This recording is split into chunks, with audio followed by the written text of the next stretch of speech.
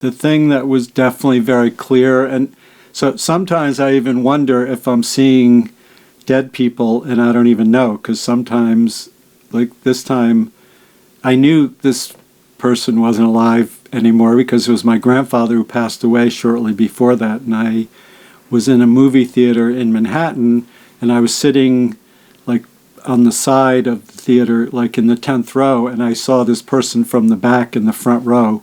And my grandfather was a unique looking guy. He always wore a cowboy hat and a really nice suit, and he was big. So he was like 6'3", but also really big, you know, more weight than he probably wanted to. So, and I thought, wow, that really looked like him. And it was on you nowadays in New York City. If you saw someone in a cowboy hat, you wouldn't think it's so strange, but back in those days. But he didn't have the cowboy hat on when I saw him, but it was sitting next to him. And I walked around front, and it was him. And I didn't even know what to do. I just walked right by him. I thought it for a second. I was with my brother. I said, "Did you see Pop in the front row there?" And he just said no. And I don't, just that I didn't totally freak out about it or, make that big a deal about it, I guess was a foreshadowing of my comfort with all that kind of stuff. I had other things happen when I was younger. Again, when you're young, people just dismiss your imagination. But looking back, I saw there were these little beings that would be around me sometime. They looked like little babies that were around me, flying around basically. Yeah, almost like cherubs kind of thing. Out of my body, I was in the white light. It was nighttime out, and I was looking. The car was smashed so much that you wouldn't think the person survived in there. My body was leaning against a tree like this, and my legs were out, and a cop was crouching over me. In my experience, again, it was dark down there. It was all white here. Behind me, there was a big circle of white, a different shade, and within there was like a silhouette of a full body silhouette of a man, it looked like, with another shade of white radiating off of it. The time, I don't know how long it was. It felt like there was no time. The feeling of it was really the thing that really impressed me. Like it was just this, always trying to figure it out, but this loving, warm, like even I say it, this energy starts to come in. It's like being outside. I live near the beach, like being on the beach on the perfect temperature day, where you feel it on your skin. And again, I don't know how long it was. Everything seemed to make sense. It was like I looked at the car, it was fine. My head was smashed open, it was fine. And then the being behind me said, "You have to go back. Your father wants you to stay." Again, it seemed fine. Sometimes people say, "Could you say no?" I didn't even, like everything just seemed so perfect. The world there, everything. I went back in my body and came 2-3 days later in the hospital. It just felt like, I don't know, see, I say it and like it's almost like the air stands still around me, and that's what it was like. So when I try to think of that, it just, my mind expands, my energy expands, my heart expands, and that's like, then it's like your question, it doesn't even matter. That love, that, the feeling that I had there, the closest thing to it is the love for my daughter. I was sitting in my apartment and someone knocked on the door. Again, now if someone doesn't text ahead of time, I assume it's an Amazon package or, something like that. And there was this beautiful woman at the door, and she said her sister was someone I knew in Colorado, who's one of the people I mentioned my experience to. And I could mention my near-death experience, but I wasn't even using those words. This woman said, "I heard some cool things about you, and I want to introduce you to someone who teaches about what happens after we die." And she introduced me to this Sufi sheikh, and then I started to learn about it. So when I started researching was after that. Like I didn't even know enough to research. Like I didn't know what to make of it at all. Anytime I had some friends that I mentioned it to that were no longer my friends. They just thought it was totally crazy. He was a teacher, an Islamic teacher, and the Sufis they're different sects of that also, and he was of the Mevlevi dervishes, and they follow the teachings of Jalaluddin Rumi. So Rumi, the poet that has a lot of little poems, he's also written books, and he was a spiritual teacher. The being was not familiar to me. So one thing is, the being was behind me, and I was looking this way, and it never crossed my mind. A couple of years ago, someone said, so you could see behind you. I wouldn't even put it that way. I just kind of knew what was there. So the Sufi sheikh, I was born in a Jewish family, this is an Islamic teacher. Right away, he started to talk to me about Mary and Jesus. And when he did, he talked about Mary's openness to God, of letting in the Christ energy. And I said, that described what I felt. Okay. Then he started talking about Jesus, like, whoa, that being behind me was Jesus. And that's when that rings true to me. And still to this day, when I say that, there's something kind of giddy inside of me, and I feel this energy. And the biggest thing that happened is I had no idea what happened, and I needed to find out. And I started with this Sufi sheikh, and he started calling me a sensitive, and I really learned a lot from him, even beyond. But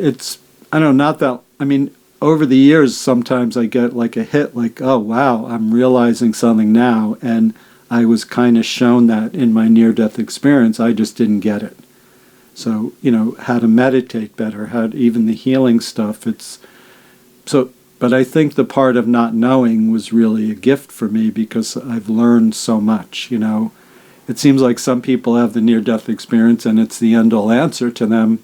To me, it's more like the question. And still, there's more. And I know that there's more for me to learn. And so I try to find teachers that know more. That seems to be the quickest way. So, I study, but those are books and stuff. And the part of not knowing, I think, was really the biggest thing for me. Well, when the teacher talked to me about Mary and Jesus, it was like a shift like this. Because, again, I did not know what to make of it, but it was just this white light was there, and like, oh, I know what that is. And it kind of gave me more permission to connect into it. So just knowing, so this teacher had a near-death experience, and a lot of his other students did also. So it was like a group and we didn't even use that word. We studied the Tibetan Book of the Dead. There was this book about death by this guy, E.J. Gold, who was kind of a crazy teacher who was very wise, but kind of wild and crazy kind of thing. And it just, when he talked about that, it just really opened up, and I really became very dedicated at that point. I learned a lot from teachers after. Like, there's a part of like direct transmission from the teachers that is really quite profound. And then I can do that with other people. Sometimes what happens is my mind won't shut up, and the sound starts to come in anyway, and then it reminds me, oh, I can let that in, and this buzzing feeling gets all over my body. Sometimes when I can quiet my mind, there's the sound, and you kind of listen into the sound, and then it kind of lifts, and it's just happening now. So I'm kind of used to doing it when I'm talking on the computer, because that's how I work, and then it connects me into this energy, and it's like all this information comes in. Sometimes it's knowing things about people. Sometimes, like right now, it just looks like these math equations that are being calculated there, and I'm not sure what that means.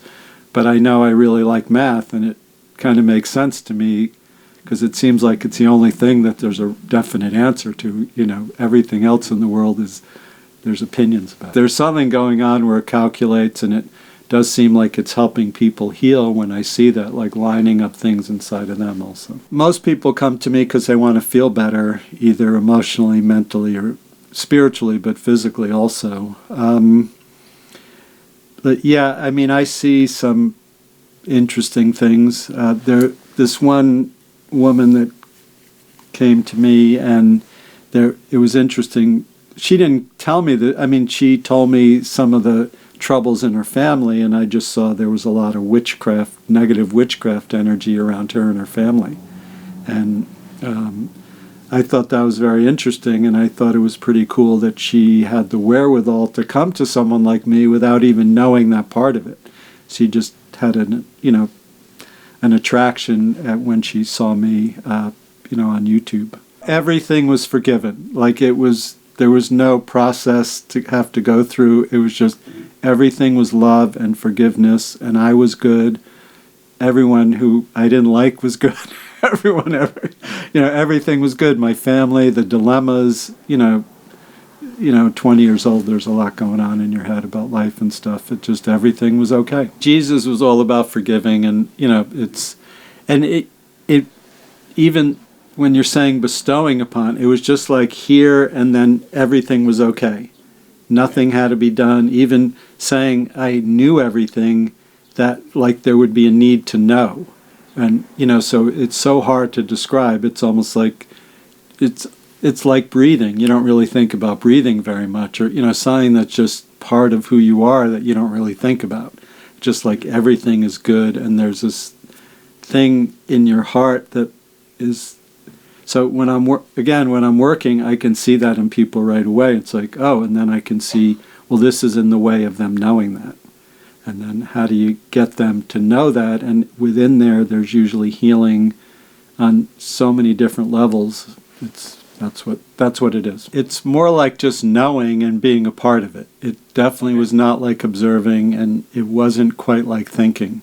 Okay. Again, when Jesus said you have to go back, your Father wants you to say, it was just like, well, of course. And even of course is too much, because it just, it's, just think of something that you just know that is so true, you don't even think of it. You know what I mean? Right. So that's what it was like. And even I say that and my heart starts to expand, and part of me is almost like could get to tears, and it's just so beautiful and so wonderful that it is, and everyone says this, and that's part of the description. There's no way to put it into words, and people go, I know. You love them so much you can't even explain it. And even to them, I say to my daughter, think of the thing you love the most in the world and then multiply it times 1,000,000. Then you might have some idea how much I love you. My belief is there's more than one part of us, and some of us, like our soul, takes a longer time to reincarnate. What I call the basic self reincarnates pretty quickly. Your question, again, is coming from the physical level, where there might be a thought of not wanting to be here. But from our spiritual part, it's like this is like a playground, and it's like being in a movie, and you come watch, and then our spiritual part of us can observe the movie from inside without our conscious self even kind of knowing about it, which is kind of funny. So when we finish, it's kind of graduating from school, and then at some point we get to graduate, but I don't think the part of us that we're talking about has a choice in the matter. How I describe it, there's a timeline in spirit. So when I'm looking, a lot of times when I work with people, I see things that are from past lives. And the purpose is to clear things up in this lifetime, and then by seeing that, sometimes there are things in the future to clear, very rarely, but once in a while. So it is kind of like seeing a future life in a certain way. There's no way to prove any of this. I just get a feeling about it and see what I see, and when the person gets, especially if it's a physical thing and they get better, there's no denying it. Someone feeling better, it could just be hearing a silly story makes them feel better, but I've just had so many experiences where what I do really helps people sometimes make more money, lose weight, fix relationships or leave relationships. I see this line, and there are all these things along it, and I call them past lives, but even when I say it doesn't matter. If it moves something inside of you and heals the person, that's what matters to me. No, you don't have to have a belief system. That's the thing. Okay. Sometimes it just clicks with the words, and it's... Okay. I mean, sometimes people come to me, they don't believe in what I do at all, and they get better. So it's not that. And, don't... And, you're in a field where you can... Well, why don't you kind of assume that you believe it and assume that it's real? It's not going to hurt anybody, and it just helps you step into the energy a little bit more, and it helps. I had someone come to me about actually their son, and it was kind of cool because his son was in a very high place. And he was a very loving, I didn't know him, but from her and the friend who referred her to me. He was he lived a good life. He died in a tractor accident on a farm. Just everyone liked him, didn't do any religious or spiritual stuff, but he had a life not too far in the past where he was like an Indian, Sikh, and so he came in a very high place to experience kind of a humble life, which was kind of interesting. So it goes the other way sometimes too, where sometimes people are lost, but sometimes their people are higher than you'd think from how they live their life. What I've seen is different things. So sometimes people ask me about their past loved ones, and the person is they're almost not even aware that they passed away. And they're like someone who would be like a hard worker. They're just doing the thing they were doing here. And it is kind of like sending some light to them to remind them. There's, again, our spiritual part. You can compare it to when your kids are real young and you're looking them and they're doing something, and sometimes they're doing things they don't even know what it is, and they're just mimicking other things they've seen. And from that place of pure loving, that's what our spiritual part looks like. So I think the thing you just explained, the person would have to have a certain spiritual awareness. So my experience is I don't see people in a lower place. When they have the awareness, they could go higher.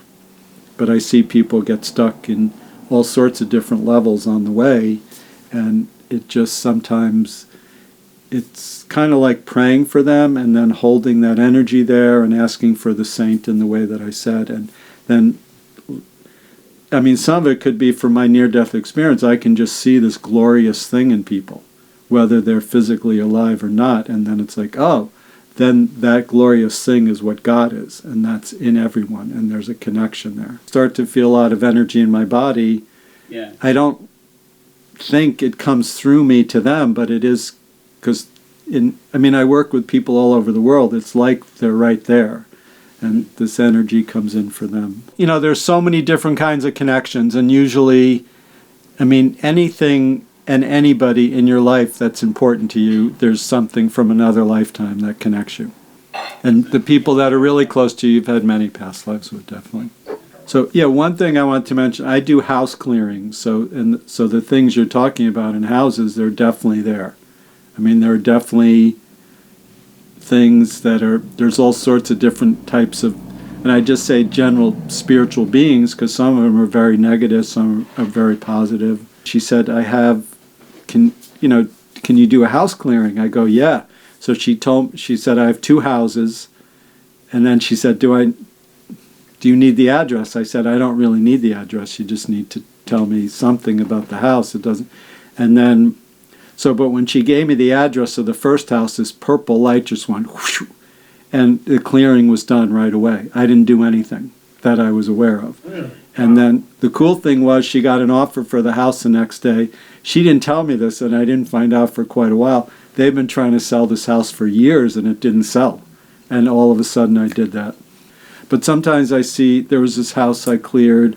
They're having a lot of plumbing problems, and there are these things called elementals that go in the earth and with underground water, and something was off with the elementals. And elementals they're not positive, they're not really negative, but we can ask them to help us, and they will. They kind of have to. And so I did what I needed to do, and it lined things up with the elementals, and then miraculously, like in a week, the plumbing problems were fixed that had been going on there for a really long time. Those things are just so cool. We're trying to think about something that's unthinkable. So some of the people you're mentioning, like I said, the negative powers come in and really take over that person. So that's the thing, and they're not. It's not even them. Like Hitler was not. That was just the evil coming in, really, and a lot of things like that it is. So. But yes, there's karma where you have to learn stuff, but it's hard. I don't even know how to put some of it into words, because some things do seem to be balancing something from another lifetime that you're doing something. But if you're stuck in that negative loop, you still want to get past it. You don't want to. Living with that. I mean, just imagine living in that negative place, no matter, how terrible that must be. You know what I mean? So in a certain way, that doing that and living that would be its own punishment. Yes, I get to see some of the demons and the entities. Those are the negative. There's a lot of different negative things. Luckily, the positive things can win out. It could be a matter of semantics, but when I say who you are and you and me, that good part is what I'm referring, but there are other parts to us, some that are, kind of in the middle, and then the negativity comes in, but I don't think of people as that negativity. It comes, and there are demons, there's the devil, there's all these, things, Lucifer, these negative things in spirit that come in, and they're kind of looking for openings in us when we're caught in the negative thoughts and anger and these negative emotions, and then they'll just kind of sneak in. There is kind of an opening, and that's why we want to live a good life, be of service, take care of our kids,